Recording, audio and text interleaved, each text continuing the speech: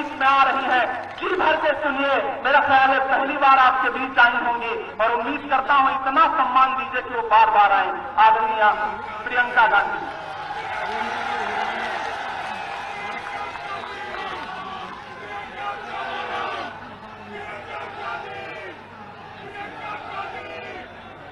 आदरणीय अजय नंदू जी, दीपक सिंह जी, राशिद अली जी, नसीमुद्दीन सिद्दीकी जी, इमरान प्रतापगढ़ी जी, विजेंद्र सिंह जी, बेगम नूर बानो जी, गजराज सिंह जी, संजय कपूर जी, नीम अफजल जी, ओमवती जी, कमल किशोर जी, शेरबाज पठान जी और तमाम उपस्थित नेतागण, Congress party, youth Congress, NSUI, महिला कांग्रेस और सेवा दल के जितने भी साथी यहाँ उपस्थित हैं, आप सबका बहुत बहुत स्वागत।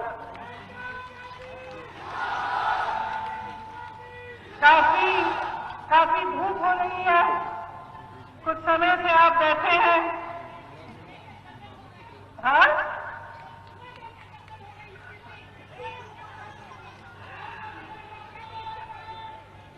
आपने खूब भाषण सुने होंगे, आज शायरी भी सुनी।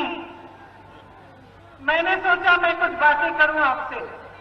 भाषण देने नहीं आई हूं, आपसे बातचीत करने आई हूं, क्योंकि मेरी समझ में नेता और जनता के बीच में एक बहुत खास रिश्ता होता है। आप हमें बनाते हैं, हम मंच पे खड़े होते हैं तो खड़े करने वाले आप हैं। आपके और हमारे बीच में भरोसे का रिश्ता होता है। वो जो भरोसा होता है, उसी के बल पर आप एक नेता को आगे बढ़ाते हैं, क्योंकि आप सोचते हैं, आपको एहसास होता है कि वो आपके पक्ष में बोलेगा, आपकी समस्याओं के बारे में, जो समस्या है उसकी सुनवाई होगी, आपके पास आएगा, दुख में आएगा, दर्द में आएगा, खुशी में आएगा और आपका प्रतिनिधित्व वो नेता करेगा। तो कभी कभी मन में आता है कि आज के प्रधानमंत्री जी नरेंद्र मोदी जी को दो बार जनता ने क्यों जिताया। इसीलिए जिताया होगा कि मन में उम्मीद रही होगी, कुछ भरोसा रहा होगा उनमें कि वो आपके लिए काम करेंगे। आपके सामने आए, पहला चुनाव हुआ, बड़ी बड़ी बातें हुई, करोड़ों रोजगार की बातें हुई, आपको आगे बढ़ाने की बात हुई, छोटे व्यापारी को आगे बढ़ाने की बात हुई, तमाम निर्णय लिए गए। उसके बाद अगला चुनाव आया। अगले चुनाव में जहां जहां गए, मोदी जी ने किसानों की बात की, बेरोजगारी की बात की कि उसे दूर करेंगे। आपको कहा कि आपकी आय दुगनी करेंगे, आप दुगना कमाएंगे, ऐसी ऐसी नीतियां लाएंगे जिससे खुशहाली बढ़ेगी। लेकिन क्या हुआ? असलियत तो ये है कि उनके राज में ऐसा कुछ नहीं हुआ। आप बताइए, क्या आपकी कमाई दुगनी हुई है? क्या गन्ने का दाम 2017 से बढ़ा है? आप सब गन्ने के किसान हैं। आज भी जो निर्णय लिया है सरकार ने, क्या गन्ने का दाम बढ़ाया है इन्होंने? आपका बकाया कितना है? आपको मालूम होगा कि यूपी के किसानों का, गन्ने किसानों का 10,000 करोड़ रुपया बकाया है, और अगर पूरे देश भर के गन्ने का बकाया देखा जाए तो 15,000 करोड़ का है। अब आप सोच सकते हैं कि ये ऐसे प्रधानमंत्री हैं कि आपका बकाया आज तक पूरा नहीं किया, लेकिन अपने लिए दुनिया में भ्रमण करने के लिए इन्होंने 2 हवाई जहाज खरीदे हैं। 2 हवाई जहाजों की कीमत आप जानते हैं क्या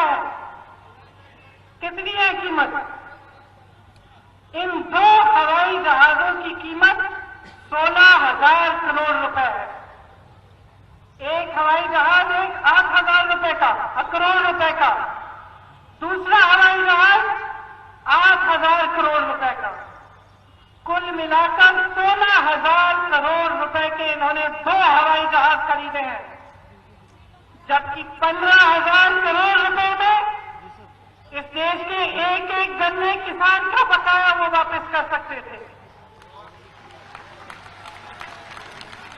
आपने पढ़ा होगा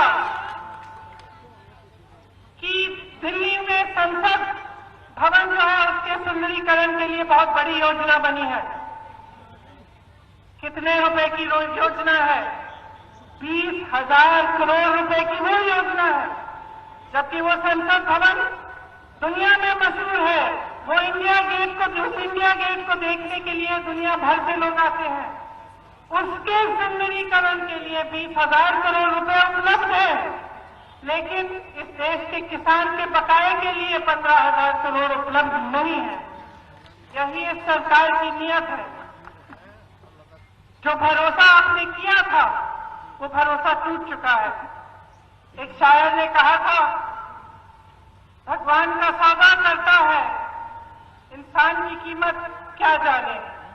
जो गन्ने की कीमत दे न सका वो जान की कीमत क्या जाने।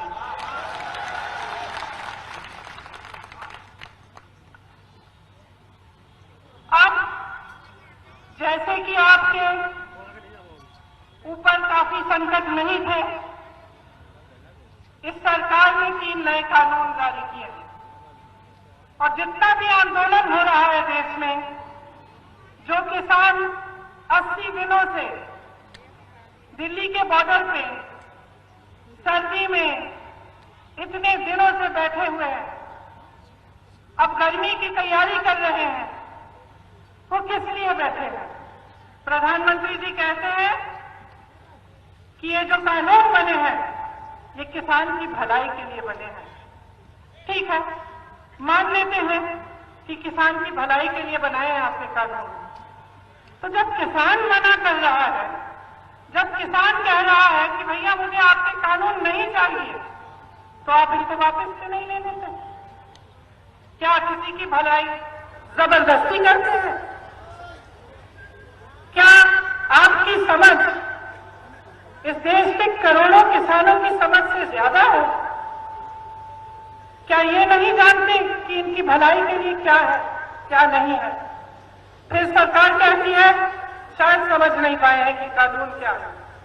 इसलिए मैंने सोचा आज मैं यहां आई हूं, आपको बता देती हूं कि ये 3 कानून क्या है। देखिए, 1955 में पंडित जवाहरलाल नेहरू ने जमाखोरी के खिलाफ कानून बनाया, क्योंकि जमाखोरी के चलते किसान पिस रहा था। आज जो पहला कानून बना है उससे इस सरकार ने जमाखोरी करने की पूरी अनुमति दे दी है।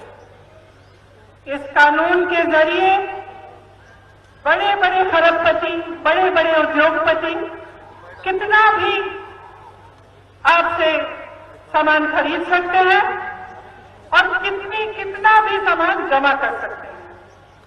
कोई रोक नहीं है, कोई पाबंदी नहीं है। इसका मतलब ये है कि उनकी पूरी तरह से मनमर्जी चलेगी। जब वो जमा करना चाहेंगे करेंगे, जब वो आपको कहना चाहेंगे कि अब हम खरीद नहीं सकते तो कहेंगे, जब आपको कहना चाहें कि आप ये दाम नहीं मिलेगा, आज हम आपको कम दाम देंगे, तो वो भी कर सकते हैं। तो ये जो पहला कानून है, इससे जमाखोरी बढ़ेगी और पूरी तरह से सरकार ने बड़े बड़े उद्योगपतियों को जमाखोरी करने की अनुमति। दूसरा कानून ये है कि जिसको प्राइवेट मंडी खोलनी है वो खोल सकता है और बड़े बड़े खरबपतियों की बड़ी बड़ी मंडियां खुलेंगी। तो शुरू में तो ऐसा लगेगा कि बहुत अच्छा है, अच्छी अच्छी मंडियां लगा रहे हैं, ये बना रहे हैं ये लोग। लेकिन इसमें क्या कहा है सरकार ने कि जो सरकारी मंडी है उसमें आपसे टैक्स लिया जाएगा और जो प्राइवेट मंडी है उसमें आपसे टैक्स नहीं लिया जाएगा। इससे क्या होगा? तमाम किसान प्राइवेट मंडी में जाएंगे। जैसे ही प्राइवेट मंडी में जाएंगे, सरकारी मंडियां बंद होना शुरू होंगी। लेकिन सरकारी मंडी में एक चीज थी जो आपको मिलती थी, न्यूनतम समर्थन मूल्य आपको मिलता था। जैसे जैसे प्राइवेट मंडियां आगे बढ़ेंगी और सरकार की मंडियां बंद होंगी, आपको न्यूनतम समर्थन मूल्य मिलना बंद हो जाएगा। इसके जरिए भी जो बड़े बड़े खरबपति उद्योगपति हैं, फिर से अपनी मनमर्जी कर पाएंगे। मंडी उनकी है, दाम वो तय करेंगे, कितना खरीदना है, कब खरीदना है, वो तय करेंगे। अब तीसरा कानून सुनिए। तीसरे कानून में ये लिखा है कि कॉन्ट्रैक्ट यानी ठेके पे किसानी होगी। इसका क्या मतलब है? इसका मतलब है कि एक बड़ा खरबपति आ सकता है आपके गांव में और आपको कह सकता है कि देखिए आप 10-15 किसान हो, आपके साथ मैं एक कॉन्ट्रैक्ट बनाऊंगा, आप गन्ना उगाइए और इस गन्ने के लिए मैं आपको 500 रुपए दूंगा। आपने मेहनत की, गन्ना उगाया, समय आया गन्ना बेचने का, आप उस अरबपति के पास गए, आपने उससे कहा कि 500 रुपए में, आपने कहा था आप खरीदेंगे, तो ये बिल्कुल उसकी मर्जी है कि आपको कह दे कि भाई हमें तो अभी गन्ने की जरूरत ही नहीं, तुम्हें किसने कहा 500 का खरीदेंगे हम, 200 देते हैं, दे दो। फिर आप क्या करोगे? सबसे जो बड़ा जुल्म है इस कानून में वो ये है कि अगर ऐसी स्थिति पैदा हुई कि आपने कॉन्ट्रैक्ट कर दिया एक खरबपति के साथ, आपने गन्ना उगा दिया, आपके साथ उन्होंने तय भी किया था कि एक दाम में देंगे, अब वो कहता है कि भैया हमें जरूरत नहीं है, आप जाओ कहीं और बेचिए, तो आप अदालत में भी नहीं जा पाएंगे, आपकी कोई भी सुनवाई नहीं होगी। ऐसा कानून बनाया है कि कोई कानून ही लागू नहीं होगा इन पे। और आप सोच सकते हैं कि अगर सिर्फ उस कानून में लिखा है कि आपको अगर सुनवाई करानी है एसडीएम तक जा सकते हैं, उनसे बड़ा एक अफसर है उनके पास जा सकते हैं। अब आप सोच सकते हैं कि एक तरफ खरबपति, एक तरफ आप, क्या होगा? न्याय मिलेगा आपको? तो ये कानून जो बनाए हैं, तीनों कानून किसान के लिए नहीं बनाए गए, ये इनके पूंजीपति मित्रों के लिए बनाए गए हैं। और ये देश अंधा नहीं है, देख रहा है 7 सालों से क्या हो रहा है इस देश में। देश का एक एक देशवासी देख रहा है कि चाहे कुछ भी हो, बड़े से बड़े सरकारी उद्योग में हो, वो सब 2-3 जनों को दिख रहे हैं। इन्हीं के पूंजीपति मित्र सारी मीडिया चलाते हैं, इन्हीं के पूंजीपति मित्रों के द्वारा इनके चुनाव चलते हैं, इन्हीं के पूंजीपति मित्रों को पूरा देश सौंप दिया गया है। चाहे हवाई अड्डे हो, चाहे बड़े बड़े उद्योग हो, 75 सालों में जितना भी सरकार ने काम किया, बेरोजगारी को हटाने के लिए भी जो बड़े बड़े उद्योग बने, सब बेच डाले हैं, और जो अब तक बिके नहीं है उनको बेचने की भी योजना कर डाले हैं।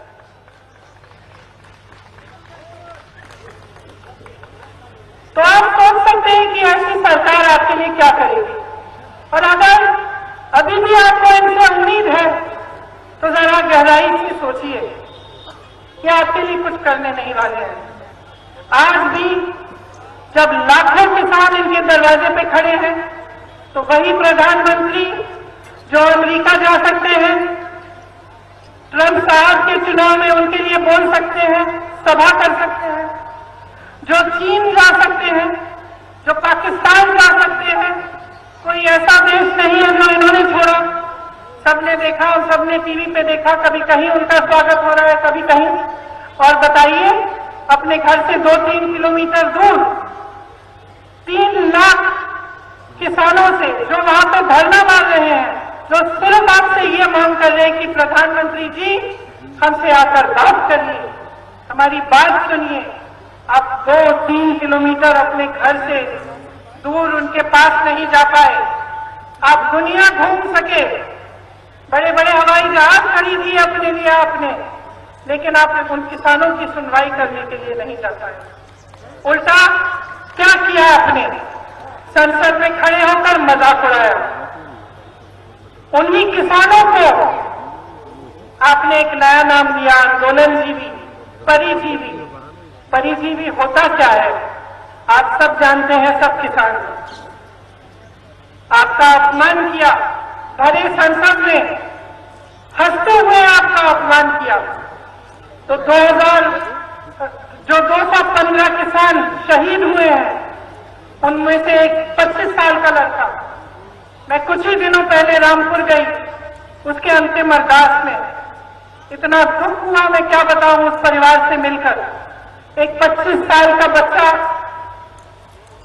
उस परिवार को लगता है कि उसे गोली मार दी गई, वह शहीद हुआ। उसकी मां मेरे पास बैठी थी, पूरे समय कुछ बोली नहीं, आंखों में आंसू थे, और आप संसद में खड़े होकर मजाक उड़ा रहे हैं। आप परिजीवी कह रहे हैं, आपके मंत्री देशद्रोही कह रहे हैं।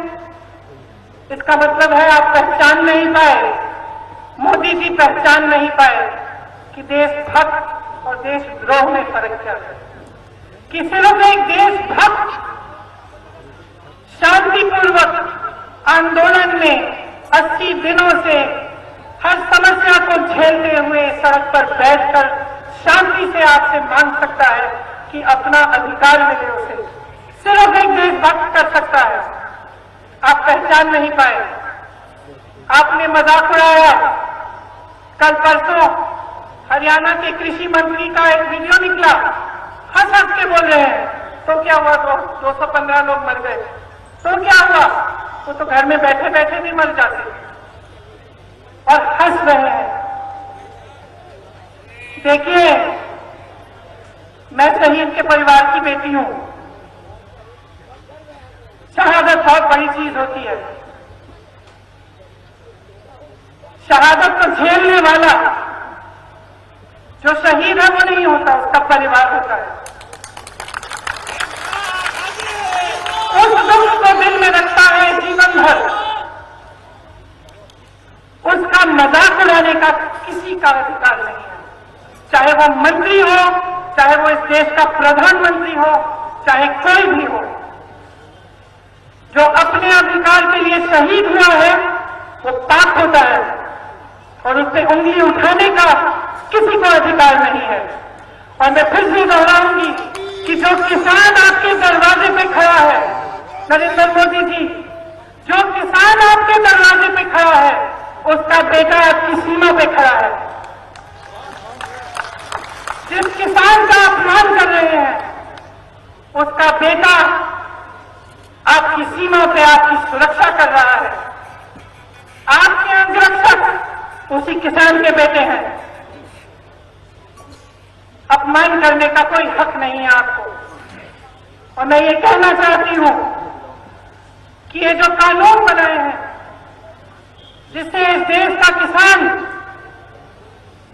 इस देश का गरीब संकट में है, रो रहा है, अपना अधिकार मांग रहा है, उसे आप वापस लीजिए। इन कानूनों को रद्द कीजिए। जिन्होंने आपको सत्ता दी है उनका आदर कीजिए।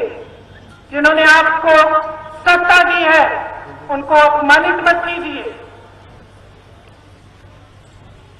देखिए, जिसको सत्ता मिल जाती है, दो तरह के नेता होते हैं। कुछ ऐसे नेता होते हैं जिनको बहुत अहंकार हो जाता है, वो भूल जाते हैं कि सत्ता देने वाला कौन है। इस देश के इतिहास में बार बार हुआ है कि ऐसा नेता जब अहंकार में आ जाता है तो देशवासी उसको सबक सिखाते हैं।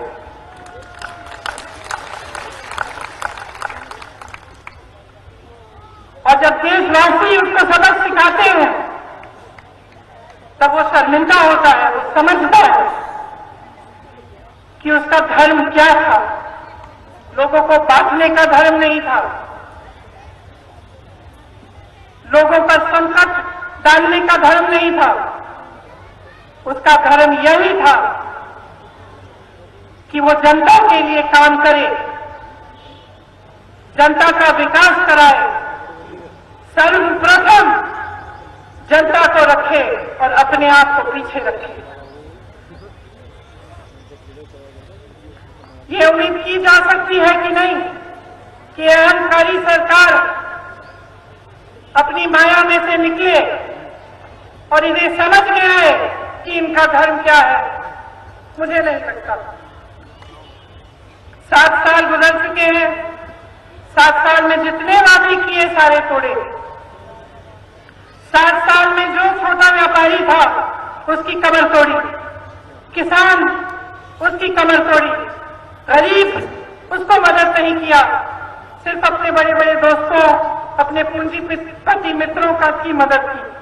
तो अब मुझे नहीं लगता कि उम्मीद है कि आपके लिए ये काम करेंगे, लेकिन मुझे आप पर भरोसा है, इस देश की जनता पर भरोसा है और आपसे बहुत बड़ी उम्मीद है। मुझे उम्मीद है कि आप पीछे नहीं हटेंगे, कि आप अपने अधिकारों के लिए लड़ेंगे और इस लड़ाई में कांग्रेस पार्टी का एक एक कार्यकर्ता आपके साथ खड़ा रहेगा।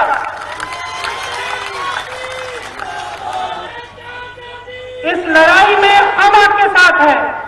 मेरे भाई राहुल गांधी जी आपके साथ हैं, जिन्होंने संसद में किसानों की बात की, जिन्होंने संसद में कहा कि 2 मिनट मौन आप किसान के लिए रखिए जो शहीद हुआ है। और जितने भी सरकारी नेता थे, जो सरकार के नेता थे, सब अपनी जगह बैठे रहे, मजाक उड़ाते रहे, लेकिन विपक्ष का एक एक सांसद खड़ा हुआ और 2 मिनट का मौन उन्होंने रखा। राहुल गांधी आपके साथ है, कांग्रेस पार्टी का एक एक नेता आपके साथ है, एक एक कार्यकर्ता आपके साथ है। और मैं आपको आज यहां ये कहने आई हूं कि मैं आपका साथ नहीं छोड़ूंगी। जब जब आप संकट में होंगे मैं आपके पास आऊंगी। और मेरी जान, मेरा घर आप है। बहुत बहुत धन्यवाद। मैं आप सबसे आग्रह करूंगी कि जो 215 किसान आंदोलन में शहीद हुए हैं, उनके लिए हम 2 मिनट का मौन रखें। धन्यवाद।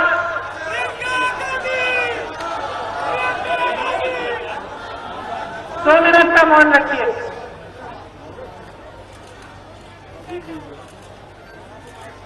बहुत बढ़िया।